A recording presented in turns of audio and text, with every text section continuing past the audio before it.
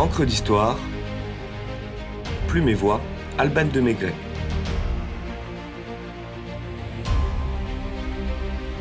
André Le Nôtre, magicien du jardin.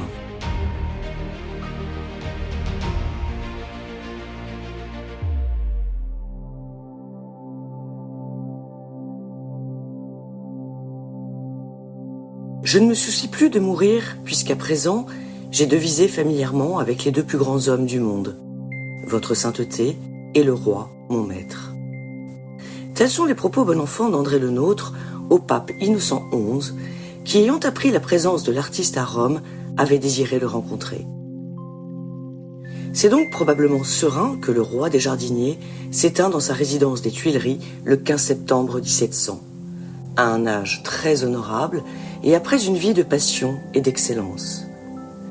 Le duc de Saint-Simon, homme pourtant peu enclin aux compliments, relate dans ses mémoires. Le Nôtre mourut après avoir vécu 88 ans dans une santé parfaite, avec sa tête et toute la justesse et le bon goût de sa capacité.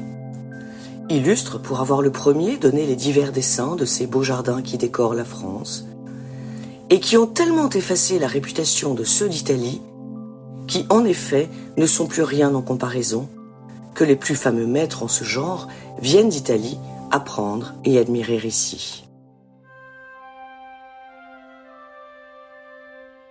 On imagine à quel point Louis XIV doit être fier de l'homme devenu son ami, qu'il a nommé dessinateur des plans et parterres de tous les jardins royaux. De celui qu'il a envoyé en mission dans la Cité éternelle pour contrôler la qualité de l'enseignement de l'Académie de France à Rome.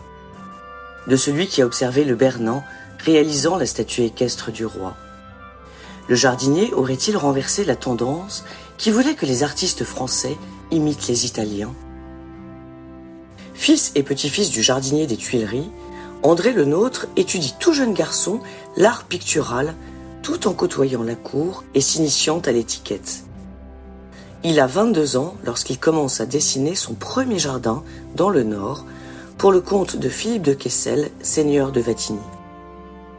Les allées aux angles aigus, les dégradés d'essence d'arbres en perspective, les pots Médicis sculptés dans la pierre, le théâtre de verdure signent déjà la griffe de Le Nôtre et amorce sa réputation.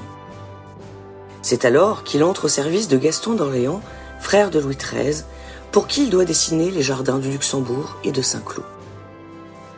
À la mort de son père en 1637, il succède tout naturellement à la charge paternelle par une lettre de Louis XIII qui lui sert du cher et bien-aimé. Preuve qu'André sait se faire apprécier et lui offre le rôle de premier jardinier du roi aux Tuileries. Pourtant, c'est au service du riche et puissant surintendant des finances, Nicolas Fouquet, qu'il va révéler son génie avec les jardins de Vaux-le-Vicomte, réalisés entre 1656 et 1661. Autour du château, l'œuvre de l'architecte Louis Levaux et du peintre Charles Lebrun, Le Nôtre fend la forêt de parterres et plans d'eau, de bosquets et de fontaines. Un renversement de perspective qui exalte le site dans une alchimie évidente, magnifique.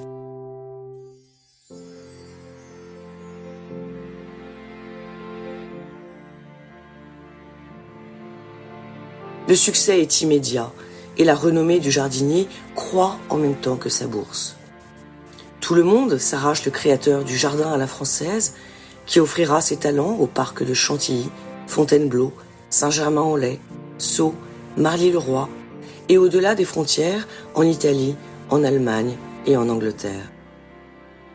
Louis XIV, probablement jaloux des fêtes dispendieuses de Fouquet à Vaux, profite de la disgrâce du surintendant pour s'accorder les services de Le Nôtre, qu'il nomme contrôleur général des bâtiments royaux. Lui sont confiés les travaux d'aménagement des jardins de Versailles, qu'il réalise entre 1662 et 1687 sur plusieurs centaines d'hectares et avec l'aide d'environ 7000 jardiniers. Ces parterres, allées, axes, perspectives, jeux d'ombre et de lumière, bosquets, treillages, charmilles, fontaines, jeux d'eau permettent au magicien d'élever ses pensées selon ses propres termes.